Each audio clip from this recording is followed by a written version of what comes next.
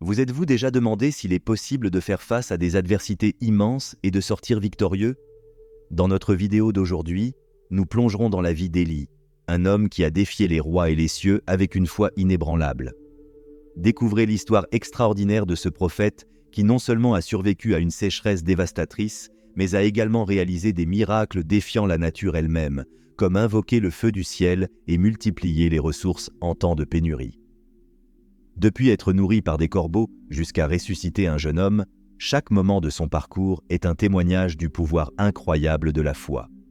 Si vous cherchez de l'inspiration pour surmonter des obstacles ou simplement aimez les histoires épiques de courage et de foi, vous ne pouvez pas manquer cette vidéo. Élie, qui a exercé son ministère pendant une période de grande idolâtrie en Israël, a non seulement affronté d'immenses défis, mais a également été l'instrument de miracles extraordinaires. L'un de ces miracles fut l'invocation du feu du ciel, un événement qui démontra de manière incontestable la suprématie du Dieu d'Israël sur les dieux païens. Cet épisode se déroula sur le mont Carmel, où Élie défia les prophètes de Baal, soutenus par la reine Jézabel. Imaginez la scène. 450 prophètes de Baal criant pendant des heures à un Dieu qui ne répondait pas, tandis qu'Élie, seul, préparait son autel. Il fit quelque chose de surprenant pour souligner son point. Il ordonna que l'on verse de l'eau sur son sacrifice, non pas une, mais 3 fois, saturant complètement l'autel.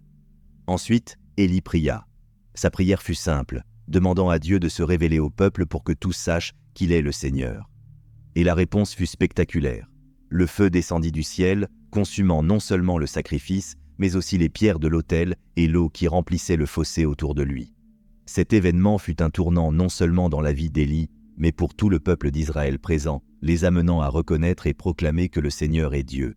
Un autre miracle remarquable se produisit lorsqu'Élie aida une veuve à Sarepta, qui faisait face à une mort certaine à cause de la famine. Cette veuve, malgré son extrême pauvreté, partagea le peu qu'elle avait avec Élie. Le prophète lui promit que, jusqu'à ce que la pluie revienne, sa jarre de farine et son cruchon d'huile ne se videraient pas. Et ce fut ainsi. Elle et sa famille furent soutenues miraculeusement pendant toute la période de sécheresse. Cependant, le plus grand test pour cette veuve survint lorsque son fils mourut. Imaginez sa douleur et son désespoir, pensant que tout était perdu. Mais Élie ne se résigna pas. Il emmena l'enfant dans la chambre supérieure où il était hébergé, et là, dans un acte de foi profonde, implora Dieu, s'étendant 3 fois sur le corps de l'enfant et suppliant pour sa vie. Dieu entendit la supplication d'Élie, et l'enfant revint à la vie. Ces événements ne sont pas seulement des histoires. Ils nous enseignent sur la nature de Dieu et sur comment la foi, même face aux épreuves les plus difficiles, peut conduire à des résultats miraculeux. Élie montre que, quelles que soient les circonstances, la fidélité à Dieu peut engendrer l'espoir et le renouveau. Ce miracle d'Élie nous encourage à faire confiance à Dieu, même lorsque toute espérance semble perdue. Comme Élie, nous pouvons être des instruments de miracle lorsque nous mettons notre foi en action. Lorsque nous pensons aux provisions et aux miracles, nous imaginons souvent de grands actes, mais le soutien d'Élie par le ruisseau de Kérit nous montre que Dieu prend également soin des besoins quotidiens, même dans les circonstances les plus extrêmes. Pendant une période de grande sécheresse, qu'Élie avait prophétisé comme jugement divin sur l'idolâtrie d'Israël, il se retrouva dans une situation de dépendance totale envers Dieu pour sa survie. Imaginez-vous dans un pays désolé, où pas une goutte de pluie ne tombe. Les ruisseaux et les sources qui soutiennent la vie commencent à se tarir, et la nourriture devient de plus en plus rare. C'est dans ce contexte que Dieu envoya Élie au ruisseau de Kérit, un endroit isolé et probablement oublié par beaucoup. Là-bas, loin des yeux du roi Achab et des prêtres de Baal, Élie trouva un refuge providentiel fourni par Dieu. Maintenant, la partie vraiment surprenante de cette histoire est la manière dont Dieu choisit de pourvoir aux besoins d'Élie. Dieu utilisa des corbeaux, des oiseaux qui ne sont généralement pas connus pour leur comportement coopératif ou bienveillant, pour nourrir Élie. Chaque jour, ces corbeaux apportaient du pain et de la viande, tant le matin que le soir. Cet acte peut sembler simple, mais il est profondément significatif. À une époque et en un lieu où la famine menaçait chaque jour davantage les gens, Élie recevait une alimentation régulière d'une source complètement inattendue. Cela souligne un point crucial. Les voies de Dieu sont insondables, et il peut utiliser n'importe quel moyen, aussi improbable soit-il, pour prendre soin de ses serviteurs.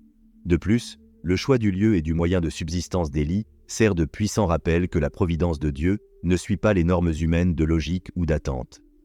Tandis que le ruisseau fournissait de l'eau, une ressource vitale qui devenait de plus en plus rare, les corbeaux apportaient une subsistance quotidienne, garantissant qu'Élie restait nourri et hydraté. Ce miracle quotidien renforçait la fidélité de Dieu et la mission d'Élie, le soutenant physiquement et spirituellement, tout en préparant le terrain pour les prochains défis de son ministère. Plongeons maintenant plus profondément dans l'épisode d'Élie à Sarepta, en explorant les détails et les significations qui entourent ce récit impressionnant de foi et de miracles. L'histoire se déroule pendant l'une des périodes les plus sombres pour Israël, marquée par une sévère sécheresse qu'Élie avait prophétisée comme un jugement divin sur la nation en raison de son idolâtrie. Ayant déjà été soutenu de manière miraculeuse par le ruisseau de Kérit, Élie est dirigé par Dieu vers la ville de Sarepta, dans la région de Sidon, hors des limites traditionnelles d'Israël. Ce déplacement signale déjà un enseignement important. La miséricorde de Dieu transcende les frontières géographiques et nationales. En arrivant à Sarepta, Élie rencontre une veuve, une figure souvent associée à une vulnérabilité extrême dans cette société. La veuve ramassait des brindilles pour préparer, pensait-elle, le dernier repas pour elle et son fils, après quoi il s'attendait à mourir de faim, tant la sécheresse et la famine sévissaient dans la région. L'interaction initiale entre Élie et la veuve est profondément touchante et révélatrice. Élie demande d'abord de l'eau à la veuve, une demande simple mais significative dans le contexte de la sécheresse. Lorsqu'elle va chercher de l'eau, il fait une deuxième demande, plus difficile, un morceau de pain. La réponse de la veuve révèle son désespoir, mais ouvre aussi la voie à une manifestation de la grâce divine. Elle explique qu'elle n'a qu'une poignée de farine et un peu d'huile. Elle prépare ce qu'elle croit être le dernier repas pour elle et son fils. C'est à ce moment qu'Élie fait une promesse extraordinaire. Il lui dit de ne pas craindre et demande qu'elle prépare d'abord un petit gâteau pour lui, puis pour elle et son fils, assurant que la farine et l'huile ne manqueront pas jusqu'à ce que la pluie revienne sur la terre. Ici, le prophète défie la veuve d'agir par la foi, mettant les besoins d'un étranger avant les siens, même dans une extrême pénurie. La décision de la veuve d'accueillir Élie et de répondre à sa demande est un acte de foi remarquable. Elle a sans doute mis sa vie et celle de son fils en danger en choisissant d'utiliser les dernières ressources pour nourrir le prophète. Cependant, son acte de foi a été récompensé de manière miraculeuse et continue. La farine et l'huile ne se sont pas épuisées pendant toute la période de sécheresse, exactement comme Élie l'avait promis. Ce miracle a non seulement assuré la survie physique de la veuve et de son fils, mais a également représenté un signe visible de la fidélité et de la provision de Dieu. Le récit de Sarepta enseigne des leçons profondes sur la provision divine et l'importance de la foi. Il montre que Dieu est attentif aux besoins des plus vulnérables et qu'il choisit souvent de travailler à travers des situations qui semblent désespérées pour révéler sa gloire. De plus, l'interaction entre Élie et la veuve de Sarepta souligne l'universalité de l'amour et de la miséricorde de Dieu, qui s'étend au-delà des limites ethniques et géographiques d'Israël. Cette histoire nous invite à réfléchir sur la nature de notre propre foi. Sommes-nous prêts à faire confiance à Dieu et à agir selon sa parole, même lorsque tout semble indiquer le contraire? En temps de sécheresse dans nos propres vies, nous sommes appelés à nous rappeler et à faire confiance à la capacité de Dieu de pourvoir miraculeusement, transformant notre pénurie en abondance. Explorons un des moments les plus dramatiques et décisifs de la vie du prophète Élie, le duel sur le mont Carmel. Cet événement ne met pas seulement en lumière le courage et la foi d'Élie, mais sert également de démonstration puissante de la suprématie du Dieu d'Israël sur les dieux païens adorés à l'époque. Le contexte de ce duel est crucial pour comprendre la gravité et l'impact de ce qui s'est passé. Israël, sous le règne d'Achab et l'influence de son épouse Jézabel, s'était considérablement écarté des voies de Dieu, se tournant vers l'adoration de Baal, une divinité païenne associée à la pluie et à la fertilité. Cette idolâtrie généralisée poussa Élie à défier non seulement les faux prophètes, mais aussi l'apostasie même du peuple d'Israël. Élie, poussé par un zèle ardent pour Dieu, convoqua le peuple d'Israël et les prophètes de Baal et d'Achéra au mont Carmel, un lieu significatif qui permettait une grande visibilité pour le duel à venir. Le défi proposé par Élie était simple, mais profondément symbolique. 2 autels seraient construits, un pour Baal et un pour le Seigneur. Chaque groupe de prophètes invoquerait son Dieu, et celui qui répondrait par le feu du ciel serait reconnu comme le vrai Dieu. Imaginons la scène, des centaines de personnes rassemblées dans l'attente, tandis que les prophètes de Baal invoquent et dansent autour de leur autel depuis le matin jusqu'à midi, mais sans aucune réponse. Élie, avec son sens caractéristique de l'ironie, les provoque même, suggérant que Baal pourrait être occupé ou endormi. Après des heures de tentatives infructueuses des prophètes de Baal, ce fut au tour d'Élie. Avant d'invoquer Dieu, Élie répara l'autel du Seigneur qui était en ruine, utilisant 12 pierres symbolisant les 12 tribus d'Israël. Cela en soi était un acte de restauration symbolique, appelant Israël à revenir à l'unité et au monothéisme.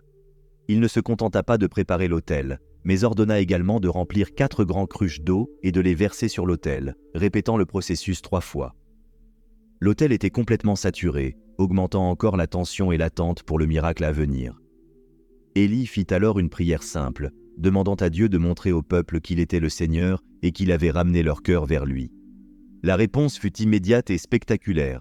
Le feu du Seigneur descendit du ciel, consumant non seulement le sacrifice, mais aussi les pierres, l'eau et la terre autour de l'autel. Ce miracle fut si impressionnant que le peuple présent tomba immédiatement en reconnaissance, proclamant « Le Seigneur, c'est lui qui est Dieu. Le Seigneur, c'est lui qui est Dieu. » Cet événement sur le mont Carmel fut plus qu'un spectacle miraculeux. Ce fut un tournant pour Israël, un appel puissant au repentir et au renouveau de la foi dans le vrai Dieu. Le duel souligna l'impuissance des idoles et réaffirma l'omnipotence de Dieu, servant de rappel que la véritable force ne vient pas des nombres ou du pouvoir apparent, mais de la fidélité à Dieu. Après le dramatique affrontement sur le mont Carmel, où la suprématie du Dieu d'Israël fut incontestablement démontrée, Élie savait qu'il était temps de traiter un autre problème grave qui affligeait la nation, la sécheresse prolongée. Cet épisode reflète non seulement le pouvoir de Dieu, mais aussi la relation intime entre foi, prière et action divine. Comprenons le contexte.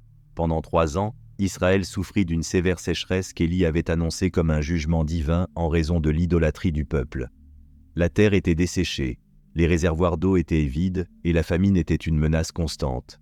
Cependant, après la victoire sur le mont Carmel et le retour du peuple à Dieu, un signe de la restauration de la bénédiction de Dieu sur la nation était nécessaire. Élie, avec une profonde compréhension de son rôle comme intermédiaire entre Dieu et le peuple, monta au sommet du Carmel. Là, il se mit dans une posture d'humilité et de supplication, se courbant jusqu'au sol et plaçant son visage entre ses genoux, un geste de profonde révérence et d'urgence dans sa prière. Cette position physique reflétait l'intensité et la ferveur de son appel à Dieu. Pendant qu'Élie priait, il envoyait son serviteur regarder vers la mer pour y chercher un signe de pluie. Cette action se répéta 7 fois, montrant une combinaison de persévérance et de foi. Au début, il n'y avait aucun signe, seulement le ciel clair et vide comme auparavant. Cependant, à la 7e fois, le serviteur revint avec la nouvelle qu'un petit nuage de la taille de la main d'un homme apparaissait au-dessus de la mer. Cela pouvait sembler insignifiant pour beaucoup, mais pour Élie, c'était le signe que la réponse de Dieu était en chemin. La petite nuée s'est rapidement transformée en un grand système de tempête, et le ciel s'est obscurci avec des nuages lourds et du vent. Il ne fallut pas longtemps avant que les premières gouttes de pluie ne tombent sur la terre desséchée. La pluie commença comme une bruine, mais évolua rapidement en un déluge, marquant la fin de la période de sécheresse et symbolisant la restauration de la miséricorde divine sur Israël. Ce moment est crucial pour plusieurs raisons. Premièrement, il montre que la prière d'Élie n'était pas seulement une demande d'eau, mais un appel à la rénovation spirituelle et physique d'Israël. La pluie représentait la purification et la nouvelle vie, non seulement pour la terre, mais aussi pour le cœur du peuple, leur rappelant la fidélité et le soin de Dieu. De plus, cela enseigne l'importance de la persévérance dans la prière. Élie ne s'est pas découragé après la première, la deuxième ou même la 6e tentative. Il a continué à prier et à envoyer son serviteur jusqu'à ce que le signe promis apparaisse. Cela nous rappelle que, dans notre propre vie de foi, les moments d'attente et de persévérance sont essentiels et que nous devons continuer à faire confiance à Dieu, même lorsque les réponses semblent tarder. La fin de la sécheresse grâce à la prière d'Élie est un témoignage du pouvoir de l'intercession et de la proximité entre l'action humaine et la réponse divine. Cela nous encourage à chercher Dieu en temps de besoin, à persévérer dans notre foi et à attendre avec patience et espérance, sachant que Dieu répond en temps et en heure parfait. Après le triomphe spectaculaire sur le mont Carmel et la fin de la sécheresse en Israël, on pourrait s'attendre à ce qu'Élie soit au sommet de sa confiance et de sa foi. Cependant, la réalité fut bien différente. La réponse de Jézabel aux actions d'Élie, menaçant de le tuer, déclencha une profonde crise de foi chez le prophète, le poussant à fuir pour sauver sa vie. Cet épisode nous révèle non seulement la vulnérabilité humaine, même parmi les plus dévoués serviteurs de Dieu, mais aussi comment Dieu répond avec compassion et encouragement en moments de désespoir. Après avoir reçu la menace de mort de Jézabel, Élie se sentit profondément découragé et craintif. Il s'enfuit dans le désert, un lieu d'isolement et de désolation, symbolisant sa propre désolation intérieure. La profondeur de son désespoir est évidente lorsqu'il s'assoit sous un genêt et supplie Dieu de prendre sa vie. Il est notable qu'Élie, qui avait affronté des rois et réalisé des miracles, se trouve maintenant dans un état de désespoir total. Cela montre que le chemin spirituel peut inclure des moments de profonde vulnérabilité et de doute, même parmi les plus fidèles. Cependant, c'est précisément à ce point bas que la compassion de Dieu se manifeste de manière tangible. Dieu ne réprimande pas Élie pour son manque de foi. Au lieu de cela, il envoie un ange pour prendre soin de lui. Alors qu'Élie dort, épuisé, sous l'arbre, un ange le touche et, doucement, l'invite à manger et à boire. À côté de lui, il y a du pain cuit sur des braises chaudes et une cruche d'eau. Ce geste ne répond pas seulement aux besoins physiques immédiats d'Élie, mais symbolise également le soutien spirituel que Dieu fournit à ce serviteur en temps de crise. Élie est nourri et se repose, mais son voyage ne s'arrête pas là. L'ange le visite une seconde fois, réitérant la nécessité de manger, car le chemin est trop long.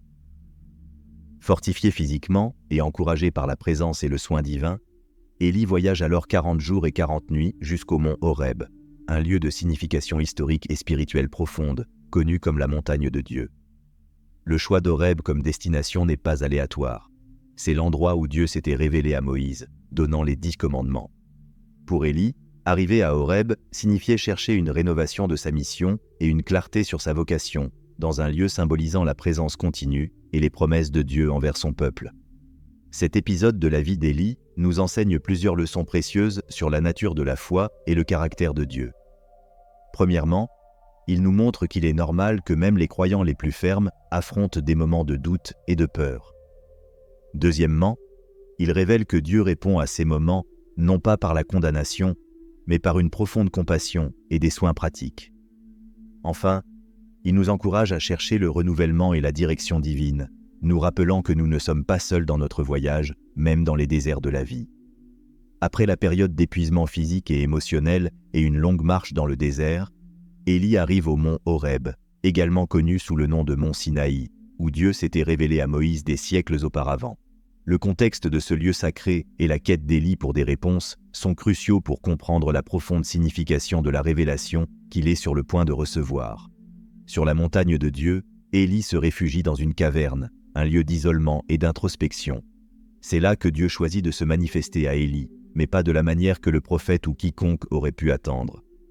Dieu annonce qu'il passera devant la montagne, et une série de phénomènes puissants se produit. Un grand et fort vent qui brise les rochers, un tremblement de terre et un feu. Chacun de ces phénomènes pourrait être interprété comme une manifestation divine traditionnelle, mais Dieu n'était dans aucun d'eux.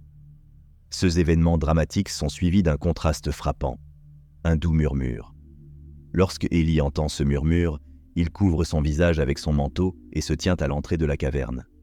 C'est dans ce moment de quiétude que Dieu parle à Élie. Cette rencontre nous enseigne quelque chose de fondamental sur la nature de Dieu et comment il communique avec nous. Bien que Dieu ait certainement le pouvoir de se manifester de manière spectaculaire, c'est souvent dans la simplicité et le silence qu'il choisit de révéler sa volonté et son chemin. Le dialogue entre Dieu et Élie est également révélateur. Dieu demande à Élie « Que fais-tu ici, Élie ?» Élie répond en exprimant son zèle pour Dieu, mais aussi son sentiment d'isolement et de désespoir, croyant que tous les autres avaient abandonné l'alliance divine et qu'il était seul dans ce combat. La réponse de Dieu n'est pas seulement une réaffirmation de la mission d'Élie, mais aussi un commandement de retourner au travail qui restait à faire, oindre des rois et un prophète qui serait son successeur. De plus, Dieu révèle à Élie qu'il n'est pas aussi seul qu'il le pensait. Il y a 7000 en Israël qui ne se sont pas prosternés devant Baal. Cette révélation est cruciale car elle montre à Élie et à nous que, même dans les moments où nous nous sentons isolés dans notre foi, nous ne sommes pas vraiment seuls. Dieu est conscient de tous ceux qui restent fidèles, même lorsqu'ils ne sont pas visibles pour nous. L'expérience d'Élie au mont Horeb nous enseigne plusieurs leçons vitales sur la vie de foi. Premièrement, Dieu se rencontre souvent et parle dans la tranquillité, pas seulement dans le tumulte et le chaos. Nous devons donc cultiver des moments de silence et de réflexion dans notre vie pour entendre la voix de Dieu. Deuxièmement, même les plus dévots parmi nous peuvent ressentir du découragement et de la solitude, et cela ne nous rend pas moins fidèles ou faibles. C'est une partie de la marche humaine avec le divin. Enfin, nous sommes rappelés que notre perception de la réalité n'est pas complète. Dieu a toujours une vision plus large et un plan qui va au-delà de notre compréhension immédiate. La révélation à Horeb réaffirme la mission d'Élie et nous encourage à chercher Dieu non seulement dans les tremblements de terre et les incendies de la vie, mais aussi dans le doux murmure où il attend souvent d'être trouvé. Après son expérience profonde avec Dieu au mont Horeb, Élie reçut des instructions claires qui définiraient les prochaines étapes de son ministère et, de manière cruciale, son héritage. Un aspect central de cet héritage fut l'onction de nouveaux dirigeants qui continueraient l'œuvre qu'il avait commencée. Ce moment signale non seulement une transition dans la direction prophétique d'Israël, mais aussi souligne la continuité du dessein divin à travers les générations. Élie fut dirigé à oindre Hazaël comme roi sur la Syrie, Jéhu comme roi sur Israël, et Élisée comme son successeur prophétique. Chacune de ces onctions avait des implications significatives pour l'avenir politique et spirituel d'Israël et des nations voisines. Hazaël et Jéhu joueraient des rôles cruciaux dans les jugements et réorientations que Dieu avait planifiés pour ces régions. Cependant, c'est le choix d'Élisée comme successeur qui met en lumière la préoccupation de Dieu pour la continuité de la direction spirituelle. Élisée, qui serait oint par Élie, viendrait à posséder une double portion de l'esprit d'Élie, réalisant des miracles et conduisant Israël de retour à Dieu avec un pouvoir et une autorité renouvelée. L'ascension d'Élie au ciel est l'un des moments les plus spectaculaires et uniques dans le récit biblique. La manière dont cela se produit, avec Élie étant emporté au ciel dans un tourbillon, est profondément symbolique et révélatrice.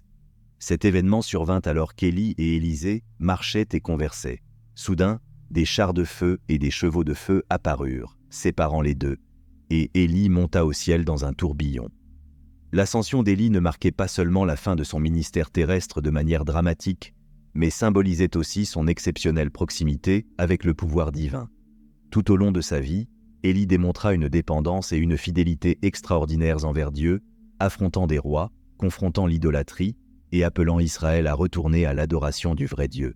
Son départ n'était pas une mort ordinaire, mais une élévation au divin, reflétant la vie qu'il avait vécue en service direct et en communion constante avec Dieu. Cet événement sert également de puissant rappel de la promesse divine de récompense et de rédemption. Pour ceux qui restent fidèles, comme Élie, il existe la promesse d'un héritage éternel avec Dieu. La manière surnaturelle de son départ n'était pas une fin, mais une transition vers une nouvelle dimension d'existence avec le Créateur.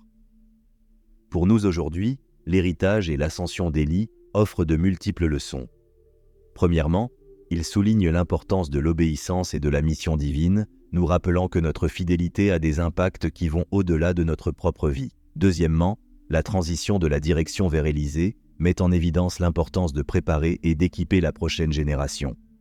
Enfin, l'ascension d'Élie nous inspire à rechercher une vie de communion intime avec Dieu, nous rappelant que notre fin terrestre peut être seulement le début de quelque chose de plus glorieux en présence de Dieu. Nous espérons que cette vidéo a enrichi votre compréhension de la vie extraordinaire d'Élie et de l'impact durable de sa foi et de sa mission. Si vous vous êtes senti inspiré par ce voyage à travers les miracles et les défis qu'Élie a affrontés, ou si quelque chose de spécifique a touché votre cœur, partagez-le avec nous dans les commentaires ci-dessous. Nous voulons entendre vos opinions et vos expériences. N'oubliez pas de laisser un j'aime si vous avez apprécié la vidéo et trouvé le contenu précieux. Cela nous aide à atteindre plus de personnes et à continuer à produire du contenu qui renforce la foi et élargit les connaissances. Et si vous n'êtes pas encore abonné à la chaîne, cliquez sur le bouton d'abonnement et activez la cloche de notification pour ne manquer aucune de nos futures vidéos.